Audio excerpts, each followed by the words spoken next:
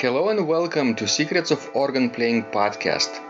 We are your hosts, Vidas Pinkevičius and Aušra Mutuzėtė Pinkevičienė. We've been mastering secrets of organ playing for more than 20 years and sharing them on this blog since 2011.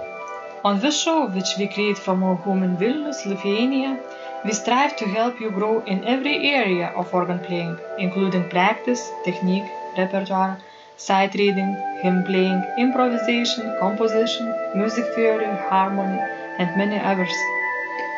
Our hope is to help you become a complete musician, or what we call as total organist, a program which we have created to help you reach your dreams faster than you would do on your own.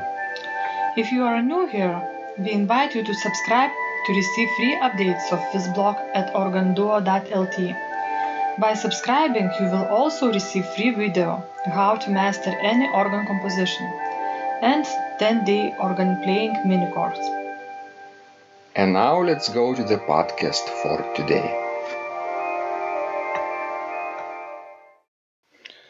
Hi guys, this is Vidas. And Aušra. Let's start episode 488 of Secrets of Organ Playing podcast. This question was sent by Jeremy, and he wrote on Basecamp when he received the question, what was he working on today? He wrote, went to an organ recital tonight. First time I had heard Tournemire played. Will be looking into his work. It's not a question but an observation, right? A feedback. What do you think about Tournemire? And it's interesting how your perception of Tournemire changed over years. Well, let's say that, to tell the truth, that I encountered Tournemire quite late in my life as a professional organist. Mm-hmm. Because, now, later, back in our lives when we were very young, not many organists in Lithuania knew about Tournemire or played Tournemire. Let's say when we studied at the Academy of Music, have you encountered it? Maybe your teacher, Balys Vaitkus, might have known it. Well, yes, but he never gave me, Tournemire's works to play or said anything about him, so I don't know. I'm sure some of the teachers might have heard his name, but never really played his music. In general, I would say that in Lithuania, the understanding of organ repertoire is quite narrow. But it's changing now because of new possibilities to download free scores from the internet. Yes, I guess getting access to the scores was a big problem 20 years ago.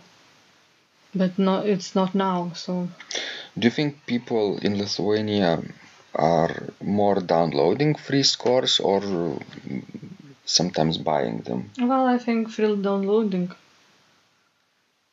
I don't think, people like to invest much money into scores.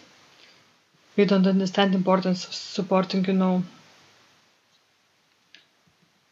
the music industry.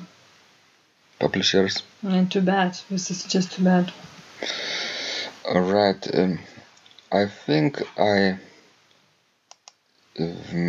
maybe got introduced to Tournemire also later in life. But my first encounter with him was through Dupre's, I think, memoirs. Dupre's. I also read Tournemire's memoirs too, or at least an excerpt from it, like a short passage.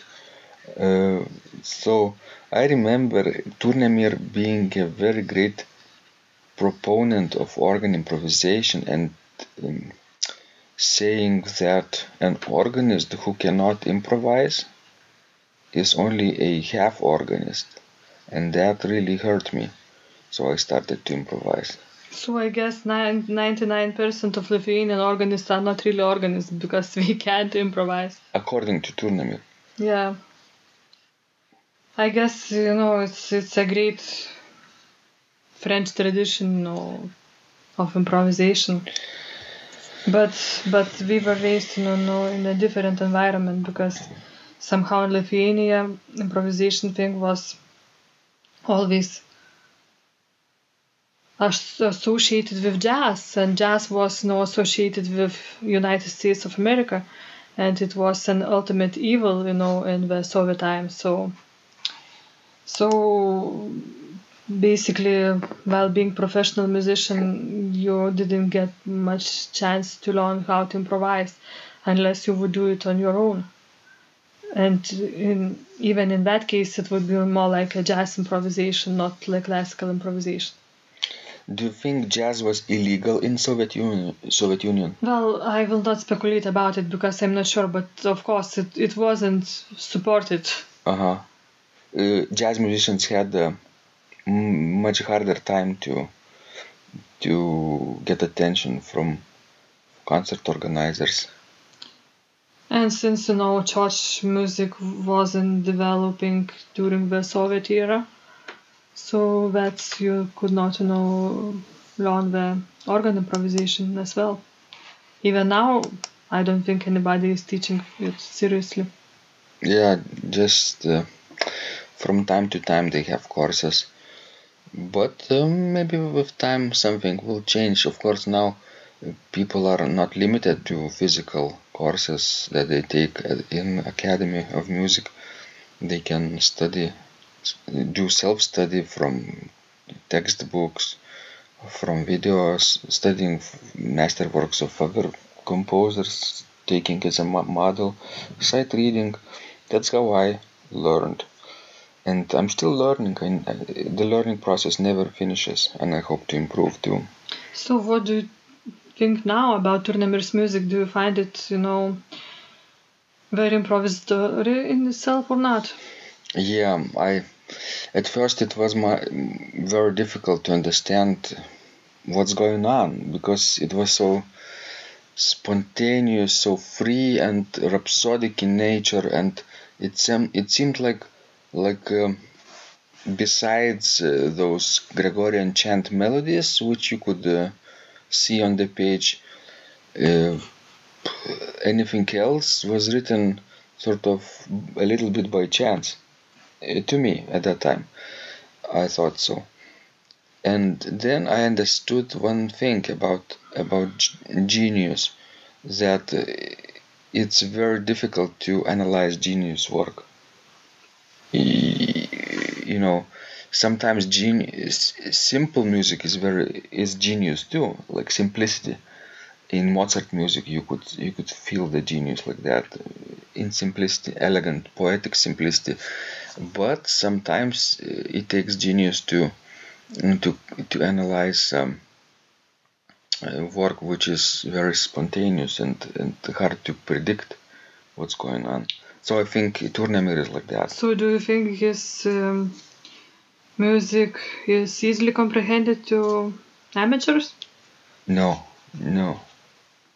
What about general audience? Would you suggest, if you know that you are playing an organ recital, let's say for completely uneducated musically people, would you play Tournamire for them or not?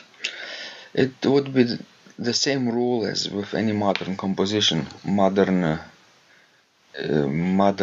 organ composition. I would probably need to add some well-known pieces from classical repertoire in between of modern and unfamiliar pieces. So the same goes with Tournemire. If I wanted to add something from his cycle L'Orgue Mystique, which involves organ masses for every Sunday of the liturgical year, then I would probably need to add maybe some classical Baroque piece, Bach chorale before that, or maybe some romantic work afterwards, or even some light-hearted scherzo, for the audiences to understand and appreciate Tournemire also. But in general, I would say Tournemire sounds sweet enough, I think, to my ears, because they are developed, and I think it depends on how much a person is used to the dissonances.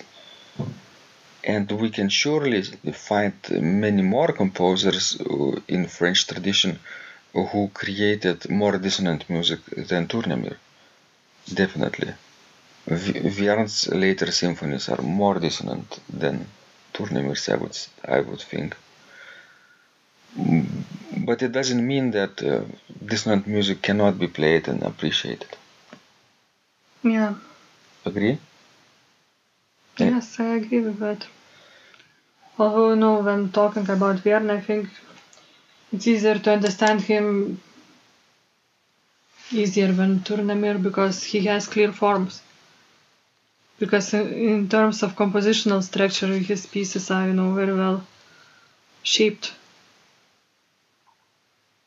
So I guess that, makes them easier to comprehend. So anyway, guys, if anybody is interested in a French tradition or learning improvisation in a model system, you would do very well in researching more about Tournemire's work, maybe sight reading some of his L'Orgue Mystique pieces. You will find a lot of inspiration from there. I know I have. And actually some of my own organ masses have been created based on his own models, rhapsodic in nature and improvisatory style like that, and based on Gregorian chant. Thank you guys, this was Vidas. And Usha. Please send us more of your questions, we love helping you grow. And remember, when you practice, miracles happen. This blog is supported by Total Organist, the most comprehensive organ training program online, where you will find courses for every area of organ playing, including technique, practice, sight reading, repertoire playing, hymn playing, improvisation, composition, music theory and harmony, with hundreds of scores and thousands of exercises. Here is what some of the students are saying. Hugh writes, "The sight reading course has helped me tremendously. Thank you very much for your SS courses and all your help." Robert writes, "I found the fingerings, registration ideas and general comments to be excellent." John writes, "I have found your download very helpful. It was really excellent. I have watched some of your teaching videos and when I read your instructions, I tried to imagine you are there teaching me. You may feel disappointed that I am 2-3 days behind, but I am a slow learner, and I have committed to taking the time to get it right, as you say. But the other night my wife commented that she had never heard me play such a detailed melody in the left hand so well. My left hand is generally poor." Robert writes, "It has been a great pleasure in my life of having discovered your courses and material as well as the YouTube work of recordings. You have a calm and pleasant way of teaching."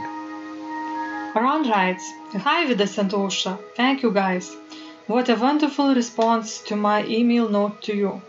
You've got me right, and I feel you understand my level of playing. Yes, at home and lucky that I have an organ for that reason.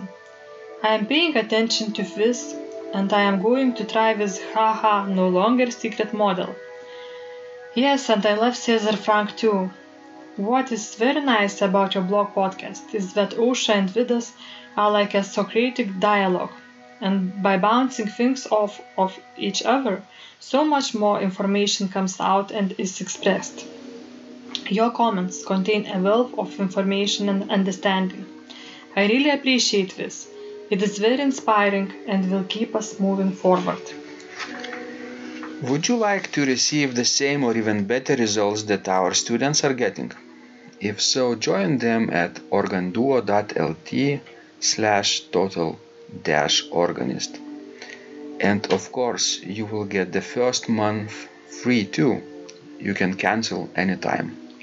Also, if you haven't yet subscribed to receive free updates of this blog, make sure you do that at organduo.lt. By subscribing, you will also receive free video, how to master any organ composition, and 10-day organ playing mini course. This was Vidas And Ausra from Secrets of Organ Playing. And remember, when you practice, miracles happen.